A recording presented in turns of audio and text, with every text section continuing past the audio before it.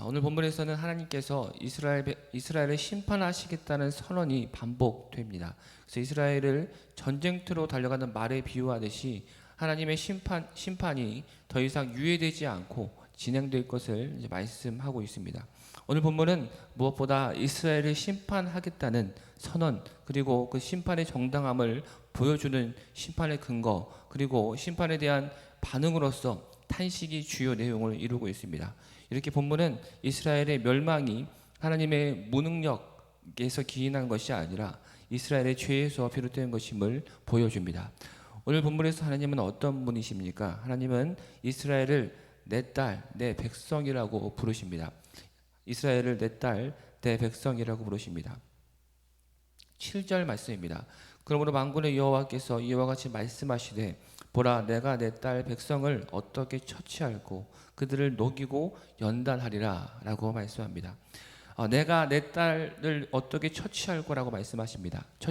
처치하다로 번역된 용어 아사는 징벌을 내리는 의미로 해설될 수 있지만은 무엇보다 금속으로 비유되는 이 이스라엘을 녹인 후에 무엇을 만들지 고민하는 하나님을 표현하는 듯 합니다. 그래서 어찌됐든 이스라엘 백성들은 가망이 없었습니다. 가망이 없었고, 그래서 그들에게 남은 것은 오로지 심판뿐이었습니다. 그 이유는 그들의 이중성 때문이었습니다. 평화를 말하지만은 마음으로는 해를 꾸몄다 이야기합니다. 8절 본문에서 3절 8절 본문에서는 3절과 5절 3절에서부터 5절에서 사용된 활과 그리고 혀, 거짓과 같은 용어가 다시 등장을 합니다. 그런 점에서 북방에서 오는 바벨론 그 적이 예루살렘을 파괴하고 그 주민을 살해하는 것이 아니라 예루살렘 거주민이 그들이 서로를 죽이고 있거나 또는 평화를 외치는 지도층이 주민을 죽이고 있음을 가리키는 것입니다. 곧 그들이 말하는 평화는 오히려 사람을 죽이는 거짓임을 가리키고 있습니다. 결국 그들의 멸망은 하나님의 무능함 때문이 아니라 하나님이 무능하기 때문이 아니라 그들의 죄 때문이었습니다. 이들은 더는 기회를 줄 수 없을 만큼 더욱더 총체적으로 썩어 있었다라는 것입니다. 그래서 이제 환부를 도려내듯이 그리고 재련사가 불순물에 태워서 이제 녹이듯이 하나님께서 그들을 녹이고 연단하겠다라고 말씀하고 계십니다. 그럼에도 불구하고 그들을 포기하지 않으시고 내 딸, 내 백성이라고 말씀하고 계십니다. 하나님께서는 우리의 죄로 인해서 주신 연단이 있습니다. 우리에게 지금도 아니면 이전에 그런 연단이 있다라는 것입니다. 개인적인 고난이나 팬데믹이나 그런 것들이 우리에게 주어질 때가 있다라는 것이죠. 그럼에도 불구하고 그 상황에서 주님은 자신의 백성이라고 부르십니다. 그리고 우리를 다시 재련하셔서 깨끗게 하시는 분이십니다.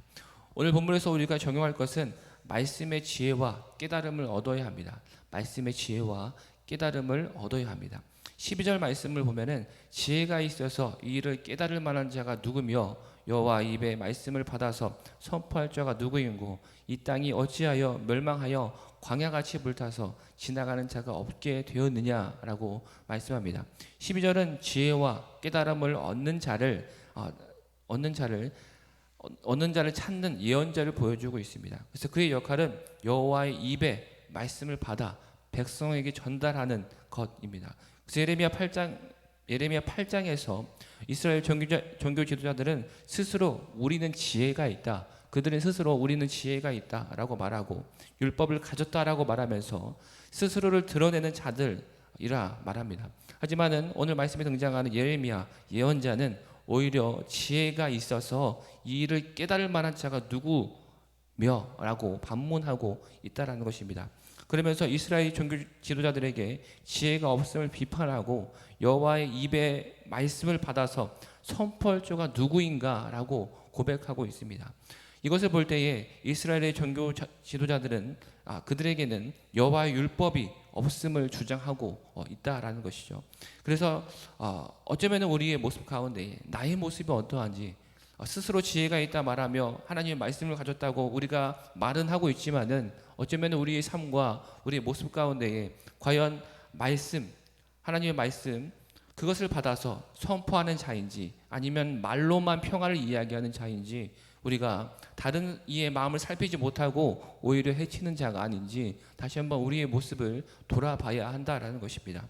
13절에서 보면은 그들이 나의 율법을 버렸다라고 서술합니다. 이것은 앞에 등장하는 말처럼 내 목소리를 순종하지 아니하고 그대로 행하지 아니했다라는 것이죠. 그래서 오히려 14절의 말씀처럼 바알을 숭배하는 것, 우상을 숭배하는 것을 그 조상으로부터 배웠음을 말하고 있습니다. 이들의 심판의 이유가 무엇입니까? 이들의 심판의 이유는 우상 숭배였습니다. 율법을 버리고 하나님의 목소리를 청종하지 않고 완악함을 따라서 조상들처럼 바알을 따랐기 때문이라고 이제 말씀하고 있습니다. 하나님을 생명과 안전의 원천으로 인정하지 않았기 때문에 하나님도 그들에게 생명 대신 죽음을 주십니다. 백성들에게 쑥을 먹이고 독한 물을 마시게 하고 그들이 숭배하던 나라들로 그들이 숭배하던 주변의 나라들로부터 흩어버리려고 말씀하십니다.